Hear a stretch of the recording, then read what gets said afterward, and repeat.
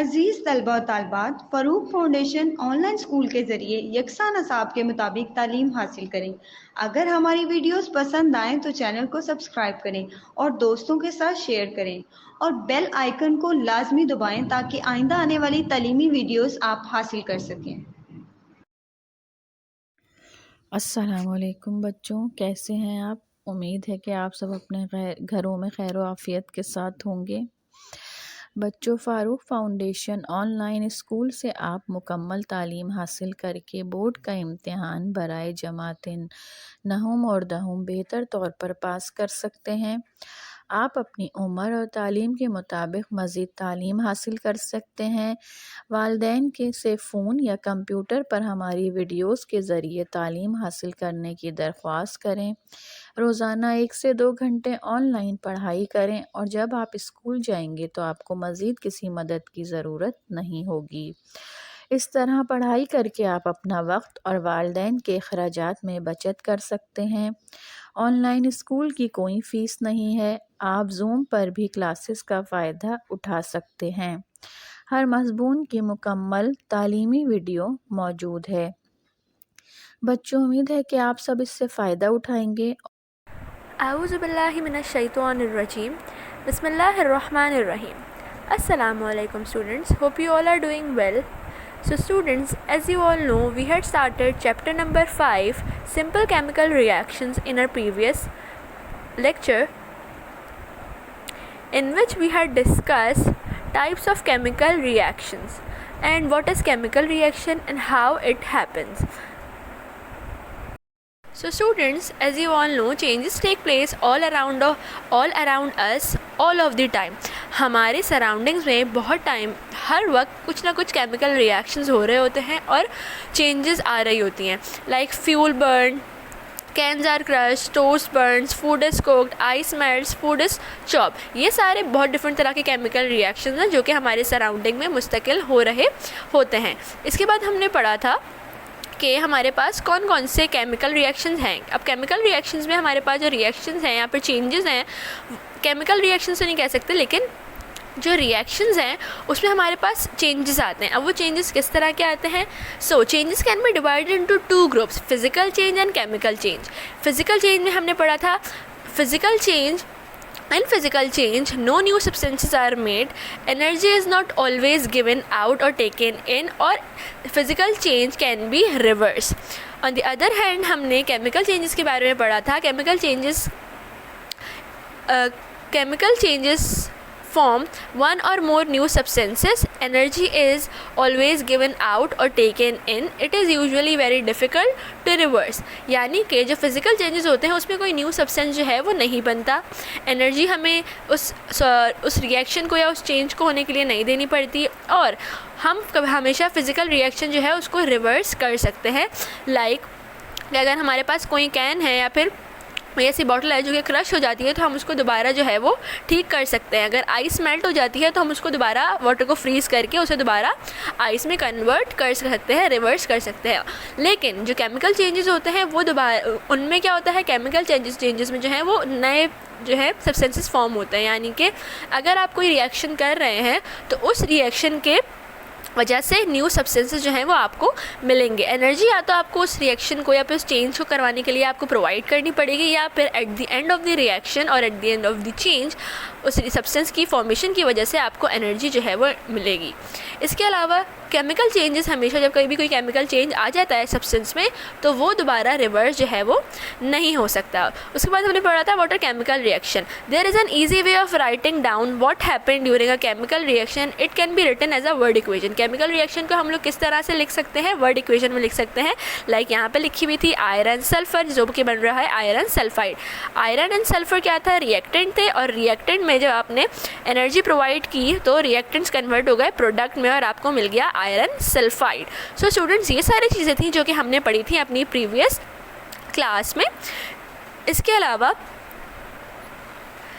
अलावा एक तरीका और भी था. Another way of showing this chemical reaction is to use atomic model like this. यानी कि अगर आप लोग वर्ड इक्वेशन के थ्रू ना उसको शो करना चाहें तो आप जो है एटम के मॉलिक्यूल की वजह से या उसके ज़रिए भी आप जो है वो केमिकल इक्वेशन को जो है आप लोग लिख सकते हैं, केमिकल रिएक्शन को आप लोग शो कर सकते हैं। आयरन एटम है, ये सल्फ़र एटम है, ये दोनों है हमारे पास रिएक्टेंट और ये प्रोडक्ट बना रहे हैं जिसको हम लोग क्या कहते हैं, iron sulphide molecule. Iron sulphide molecule में एक मॉलिक्यूल है आयरन का, एक मॉलिक्यूल है हमारे पास सल्फ़र का, तो इसलिए बन रहा है आयरन सल्फाइड। और ये किसकी वजह से बन रहा है कि केमिकल बॉन्ड है, यानी कि आयरन एंड सल्फाइड मिलकर अपने दरमियान जो है ये केमिकल बॉन्ड बना लेंगे और केमिकल बॉन्ड बनने की वजह से ही क्या होगा, केमिकल बॉन्ड बनने की वजह से वो दोनों जो है कंबाइन आपस में हो जाएंगे। Chemical reaction like the one shown above are called endothermic because they need heat energy to get them started. यानी कि हमारे पास केमिकल रिएक्शन जो है वो दो तरह के होते हैं, endothermic and exothermic. Endothermic reaction में हमें एनर्जी जो है वो देनी पड़ती है, एनर्जी प्रोवाइड करनी पड़ती है रिएक्शन को ताकि वो स्टार्ट हो सके। Reaction which give out heat are called exothermic reaction. और वो सारे केमिकल रिएक्शन जिसमें हमें energy at the end of the reaction यानी कि प्रोडक्ट बनने के बाद जब हमें एनर्जी मिलती है रिएक्शन के होने की वजह से, उस सारे रिएक्शंस को हम कहते हैं एक्सोथर्मिक रिएक्शंस। ये बात आपने याद रखनी है कि एंडोथर्मिक कौन से होते हैं और एक्सोथर्मिक कौन से रिएक्शंस हमारे पास होते हैं। Okay, so students, our new topic is types of chemical reaction, यानी कि केमिकल रिएक्शंस की कौन कौन सी टाइप्स हमारे पास हो सकती हैं। Synthesis, the reaction between iron and sulphur to form iron sulfide is called a combination or synthesis reaction. This is because two different substances combine to make a new single substance. Another example of a synthesis reaction is the burning of magnesium in oxygen. यानी कि सबसे पहले हमने पढ़ा है types of chemical reactions के बारे में, जिसमें हमने बात करी सिंथेसिस की। सिंथेसिस क्या है, एक टाइप है केमिकल रिएक्शन की। अब सिंथेसिस में होता क्या है, जब कभी भी हम लोग आयरन एंड सल्फ़र का केमिकल रिएक्शन करवा रहे होते हैं, हम उनको आपस में रिएक्ट करवा रहे होते हैं, तो हमारे पास क्या बनता है, So the reaction between iron and sulfur to form iron sulfide is called combination और synthesis. Synthesis को हम लोग combination भी कह सकते हैं, क्यों, क्योंकि iron and sulfur combine होकर हमारे पास बनाएंगे iron sulfide. This is because two different substances combine to make a new single substance. और आयरन एंड सल्फ़र के कॉम्बिनेशन की वजह से, कंबाइन होने की वजह से हमें क्या मिल रहा है, हमें मिल रहा है आयरन सल्फाइड। आयरन सल्फाइड जो हमें मिलेगा वो मिलेगा क्यों, क्योंकि दो सब्सटेंसेस जो हैं वो कंबाइन हो गए हैं और उनकी वजह से एक न्यू सिंगल सब्सटेंसेस हमें मिल गया है। Another example of synthesis reaction is the burning of magnesium in oxygen. Iron sulphide के अलावा अगर हम बात करें तो हम बात करेंगे मैग्नीशियम की बर्निंग की वजह से। Magnesium ribbon burning in oxygen, यानी कि हम लोग मैग्नीशियम को बर्न कर रहे हैं, क्या कर रहे हैं, burning of magnesium in oxygen. Oxygen में उसको बर्न कर रहे हैं और हमारे पास क्या मिल जाएगी, हमारे पास बन जाएगी मैग्नीशियम ऑक्साइड। जिस तरह से वर्ड इक्वेशन में भी आपको यहाँ पे अपनी स्क्रीन्स पे नज़र आ रहा होगा, मैग्नीशियम प्लस ऑक्सीजन में हमारे पास आगे जाके रिएक्शन क्या बना, चेंज होके वो बन गया magnesium oxide. So magnesium and oxygen की बर्निंग हुई है। यहाँ पे आपको जैसे कि स्क्रीन पे पिक्चर शो हो रही होगी, मैग्नीशियम यहाँ बर्न हो रही है, जल रही है, जिसकी वजह से हमें मिल गई है मैग्नीशियम ऑक्साइड। मैग्नीशियम ऑक्साइड एक पाउडर लाइक जो है वो क्या बन गया है, सब्सटेंस। सो मैग्नीशियम और ऑक्सीजन का कॉम्बिनेशन हुआ है, सिंथेसिस हुई है, जिसकी वजह से हमें मैग्नीशियम ऑक्साइड बन गया है। अब जैसे कि मैंने आपको अपनी लास्ट वीडियो में बताया था स्टूडेंट्स कि होता क्या है कि दो सब्सटेंसेस रिएक्ट करके एक न्यू सब्सटेंस बनाते हैं केमिकल रिएक्शंस में, जो कि दोबारा रिवर्स नहीं हो सकते। इसीलिए क्योंकि मैग्नीशियम ऑक्साइड जो है वो कि हमारे पास एक पाउडर की सूरत में आ गया है, तो पाउडर की सूरत कभी भी दोबारा उसकी ओरिजिनल सूरत में नहीं जा सकती।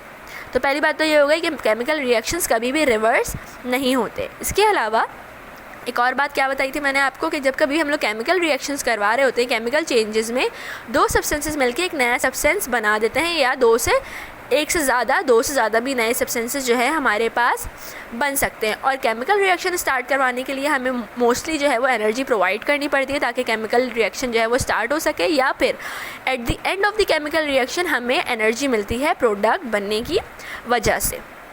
स्टूडेंट्स, यहाँ हमने बात करी सिंथेसिस की, अब हम आएंगे न्यू टॉपिक की तरफ, यानी कि न्यू टाइप की तरफ। The rusting of iron is also a synthesis reaction. Iron combines with oxygen in the presence of water to form iron oxide rust. Iron plus oxygen is equals to iron oxide. यानी कि students यहाँ हम लोग क्या बात कर रहे हैं, यहाँ हम लोग बात करेंगे किसकी, रस्टिंग की।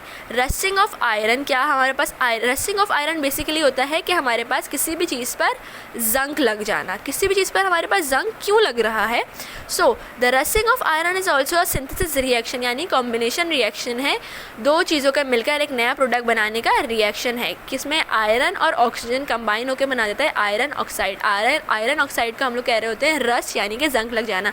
जैसे कि आपको यहाँ पे एक डोर शो हो रहा है और यहाँ पे डोर पे जंग लगा हुआ है। जो जंग लगा हुआ है वो किस वजह से लगा है? क्यों? क्योंकि हमारे पास जो एयर होती है उसमें हमारे पास होती है ऑक्सीजन का अमाउंट ज़्यादा। वो ऑक्सीजन जो है वो क्या बनती है, कंबाइन होती है आयरन के साथ, और हमारे पास जो भी आयरन है वो क्या हो जाता है, उसकी रस्टिंग स्टार्ट हो जाती है, तो रस्ट जो है आयरन ऑक्साइड बन जाती है, आयरन पे जंग लग जाता है। ये भी एक कौन सा रिएक्शन है? ये भी एक हमारे पास है सिंथेसिस रिएक्शन, और हम इसको और भी क्या कह सकते हैं, कॉम्बिनेशन रिएक्शन। सो और सेकंड टाइप कौन सी है हमारे पास? Decomposition. Decomposition is the breaking up of a single compound into 2 और more simpler products. Energy is needed to break bonds. Thermal decomposition is the use of heat to break down a compound. When copper carbonates is heated, it changes from a green powder to a black powder. The green copper carbonate breaks down into black copper oxide and carbon dioxide gas. So students, हमारे पास chemical reaction की second type क्या है? Second type है हमारे पास decomposition reaction. Decomposition reaction में basically होता क्या है? So decomposition reaction is the breaking up of a single compound into 2 और मोर सिंपलर प्रोडक्ट्स, यानी कि डिकम्पोजिशन में एक सिंगल कंपाउंड जो है वो ब्रेक डाउन होगा, यानी टूटेगा दो या दो से ज़ायद सिंपलर प्रोडक्ट्स में। Energy is needed to break bonds, क्योंकि हमारे पास कंपाउंड जो होते हैं वो किस तरह सूरत में बनते हैं? वो बनते हैं बॉन्डिंग की सूरत में। सो कभी भी हमें किसी भी सब्सटेंस को 2 या 2 से ज़्यादा सब्सटेंस में तोड़ना हो तो उसके लिए हमें उसके बॉन्ड को ब्रेक करना पड़ेगा। जब हम उसके बॉन्ड को ब्रेक करेंगे तभी वो सिंगल कंपाउंड डिफरेंट जो है वो 2 और मोर प्रोडक्ट्स में जो है वो डिवाइड हो जाएगा या ब्रेक डाउन हो जाएगा। तो हम लोग उस बॉन्ड्स को ब्रेक करने के लिए क्या करेंगे? एनर्जी प्रोवाइड करेंगे। Thermal decomposition is the use of heat to break down a compound, यानी कि थर्मल डिकम्पोजिशन क्या है? थर्मल डिकम्पोजिशन मीन्स कि हम लोग कंपाउंड के ब्रेक डाउन के लिए प्रोवाइड करेंगे हीट की वजह से, टेम्परेचर की वजह से उसका बॉन्ड ब्रेक करेगा और वो सिंपलर सब्सटेंसेस में टूट जाएगा। When copper carbonate is heated, it changes from a green powder to a black powder, यानी कि जब कभी भी हम लोग कॉपर कार्बोनेट को हीट अप करते हैं, एनर्जी प्रोवाइड करते हैं, हीट प्रोवाइड करते हैं उसको, तो कॉपर कार्बोनेट का कलर होता है ओरिजिनल किस कलर का? ग्रीन कलर का। तो वो किस में चेंज हो जाता है? वो एक ब्लैक पाउडर में चेंज हो जाता है। The green copper carbonate breaks down into black copper oxide and carbon dioxide gas. So जो ग्रीन कॉपर कार्बोनेट था वो हीट अप होने की वजह से टूट गया ब्लैक कॉपर ऑक्साइड में और कार्बन डाइऑक्साइड में। जैसे कि आपको यहाँ शो हो रहा है, हमारे पास ट्यूब्स में जो है एक में कॉपर कार्बोनेट है, यहाँ पे आपको ग्रीन कलर का शो हो रहा होगा, और हम उसको यहाँ से हीट प्रोवाइड कर रहे हैं। जब वो हीट अप होने लगी ट्यूब, कॉपर कार्बोनेट गर्म होने लगा, तो वो किस में कन्वर्ट हो गया? हीटिंग ऑफ कॉपर कार्बोनेट किस में कन्वर्ट हुआ? कॉपर ऑक्साइड में, जो कि किस कलर का है? ब्लैक कलर का है ट्यूब से। और यहाँ पे आप देख रहे होंगे कि धुआं सा निकल रहा है जो कि है कार्बन डाइऑक्साइड। सो अब इसको अगर वर्ड इक्वेशन में हम लोग शो करना चाहें तो कॉपर कार्बोनेट ब्रेक करेगा कॉपर ऑक्साइड में और कार्बन डाइऑक्साइड में, किसकी वजह से?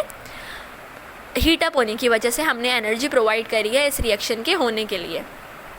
इसके बाद हम लोग बात कर रहे हैं, अगर आप लोग वर्ड इक्वेशन में ना शो करना चाहें, वर्ड इक्वेशन के अलावा हम लोग शो करेंगे एटॉमिक इक्वेशन में या फिर एटॉमिक मॉलिक्यूल्स की सूरत में। तो एक कॉपर का एटम है, एक ऑक्सीजन और कार्बन का एटम है, जो कि मिला के क्या बना रहा है? कार्बोनेट, यानी ऑक्सीजन और कार्बन, एक कार्बन 3 ऑक्सीजन का जो मॉलिक्यूल होगा उसको हम कहेंगे कार्बोनेट। ये जाकर हीटअप हो गया, किस में कन्वर्ट हो रहा है? कॉपर ऑक्साइड में, यानी कॉपर और ऑक्साइड में उसमें, और इसके अलावा कार्बन डाइऑक्साइड में, यानी कि एक ऑक्सीजन का मॉलिक्यूल आके लग गया कॉपर के साथ तो वो बन गई कॉपर ऑक्साइड, और एक कार्बन का मॉलिक्यूल 2 ऑक्सीजन के मॉलिक्यूल यानी कि CO2 हमारे पास क्या बन गया? Carbon dioxide. सो डिकम्पोजिशन में एक सब्सटेंस, एक कंपाउंड कॉपर कार्बोनेट टूटा 2 सब्सटेंसेस में, सिंपलर सब्सटेंसेस में, जिसको हमने कहा copper oxide and carbon dioxide. Another example of thermal decomposition is the manufacture of lime, calcium oxide, limestone, calcium carbonate is heated to form calcium oxide lime and carbon dioxide gas. यानी कि इसी तरह एक और example ये है कि हम लोग थर्मल डिकम्पोजिशन की वजह से मैन्युफैक्चर होता है किसका, लाइम का, कैल्शियम ऑक्साइड का या फिर लाइमस्टोन कैल्शियम कार्बोनेट का. जब कभी भी हम लोग कैल्शियम ऑक्साइड को हीट अप करें, नहीं यानी कि हम लोग जब कभी भी कैल्शियम कार्बोनेट यानी कि लाइमस्टोन, जैसे कि यहाँ कॉपर कार्बोनेट था, हम हीट अप कर रहे हैं कैल्शियम कार्बोनेट यानी लाइमस्टोन को, हमने उसको टेम्परेचर प्रोवाइड करा, लाइमस्टोन यानी कैल्शियम कार्बोनेट के बीच में जो बॉन्ड था वो ब्रेक हुआ और किस में कन्वर्ट हो गया, कैल्शियम ऑक्साइड लाइम में और कार्बन डाइऑक्साइड में. Students, so now a test for carbon dioxide. Carbon dioxide react with lime water, calcium hydroxide solution. If carbon dioxide is bubbled through lime water, the lime water turns from a colorless to a cloudy white solution. Carbon dioxide is heavier than air. This means it can be poured from one test tube to another. Pouring carbon dioxide into a test tube of lime water will cause the lime water to turn milky. So students, हो क्या रहा है, carbon dioxide react कर रही है lime water के साथ. तो कार्बन डाइऑक्साइड ने रिएक्ट करा लाइम वाटर के साथ, हमने बबल करा यानी कि if carbon dioxide is bubble through lime water, हमने बबल कर दिया, लाइम वाटर को भर दिया किसके साथ, कार्बन डाइऑक्साइड के साथ. The lime water turns from a colourless to a cloudy white. Lime water जो है हमारे पास वो किस में कन्वर्ट हो जाएगा, वो कन्वर्ट हो जाएगा एक क्लाउडी वाइट सॉल्यूशन में. Carbon dioxide is heavier than air. क्यों? क्योंकि कार्बन डाइऑक्साइड हमारे पास हैवी होती है एयर से ज़्यादा उसका वेट होता है. This means it can be poured from one test tube to another, यानी कि हम उसको ट्रांसफ़र कर सकते हैं या डाल सकते हैं एक केमिकल ट्यूब से दूसरी केमिकल ट्यूब में. Pouring carbon dioxide into a test tube of lime water will cause the lime water to turn milky way. यानी कि अगर हम लोग लाइम वाटर कार्बन डाइऑक्साइड को एक ट्यूब से दूसरी ट्यूब में यानी कि लाइम वाटर वाली ट्यूब में डाल देते हैं तो हमारे पास लाइम वाटर कैसा हो जाएगा, लाइम वाटर टर्न हो जाएगा मिल्की में. मिल्की यानी कि जो हमारे पास जो दूध का कलर होता है मिल्की सा वाइट एंड थोड़ा ऑफ वाइट सा, वैसे में उसमें चेंज हो जाएगा लाइम वाटर. ना आपका क्वेश्चन होगा कि हमने ये टेस्ट किया क्यों. सो स्टूडेंट्स, हमने ये टेस्ट किया लाइम वाटर यानी कैल्शियम हाइड्रोक्साइड सॉल्यूशन पर कार्बन डाइऑक्साइड के साथ. सो जब कभी भी हम लोग लाइम वाटर में कार्बन डाइऑक्साइड को रिएक्ट करवाते हैं तो हमारे पास क्या बन जाता है, बन जाता है कैल्शियम कार्बोनेट, जो कि किस कलर का होता है, जो कि होता है मिल्की कलर का, क्लाउडी मिल्की कलर का. जैसा कि इन्होंने आपको बताया कि हमने कार्बन डाइऑक्साइड को रिएक्ट करा है लाइम वाटर के साथ.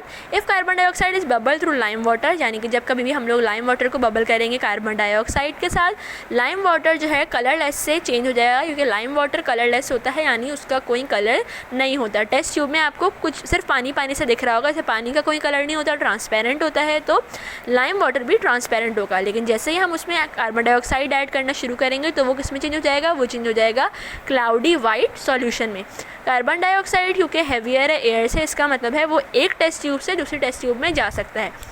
ये बात यहाँ इन्होंने इसलिए की है स्टूडेंट्स कि आप लोग कहेंगे कि कार्बन डाइऑक्साइड तो एयर है ना, क्योंकि कार्बन डाइऑक्साइड, ऑक्सीजन ये सब तो हमें एयर में मिल रही होती है. सो हमने एक टेस्ट ट्यूब से कार्बन डाइऑक्साइड को लाइम वाटर वाली टेस्ट ट्यूब में डाला कैसे. तो स्टूडेंट्स, होता ये है कि जो एयर है उसका जो वेट है वो कार्बन डाइऑक्साइड से कम है. कार्बन डाइऑक्साइड का वेट जो है वो ज़्यादा है, वो थोड़ी हैवियर है एयर से. सो हम उसको एक टेस्ट ट्यूब से दूसरी टेस्ट ट्यूब में कन्वर्ट कर सकते हैं. एक टेस्ट ट्यूब में हमारे पास कार्बन डाइऑक्साइड थी, एक में लाइम वाटर था. तो हमने लाइम वाटर वाली टेस्ट ट्यूब में कार्बन डाइऑक्साइड को जब डाला तो उसने क्या करना शुरू कर दिया, उसने कार्बन डाइऑक्साइड ने मिलना शुरू करा लाइम वाटर के साथ और लाइम वाटर को चेंज कर दिया मिल्की कलर में, यानी कि उसका जो वाइट सा कलर जो है आने लगा. जैसे कभी आपने कोई एक्सपेरिमेंट करा हो घर में, तो हम लोग पानी लेते हैं और पानी में हम लोग थोड़ा सा दूध डालना शुरू करते हैं. जब हम लोग थोड़ा सा दूध डालना शुरू करते हैं तो उसका पानी वाला कलर नहीं रहता, अब उसका मिल्की सा हमारे पास कलर आने लगता है. सो वैसा ही कलर जो है हमारे पास लाइम वाटर के सॉल्यूशन का भी आने लगेगा, यानी कि हमारे पास कैल्शियम कार्बोनेट बनने लगेगा. जैसे ही उस लाइम वाटर का कलर मिल्की होना शुरू हो जाएगा तो आप समझ जाएंगे कि जो आपका टेस्ट है यानी टेस्ट ट्यूब का कलर चेंज होने लगा, आपका जो रिएक्शन है वो सही तरह हो रहा है और अब कैल्शियम कार्बोनेट जो है हमारे पास बनने लगा है.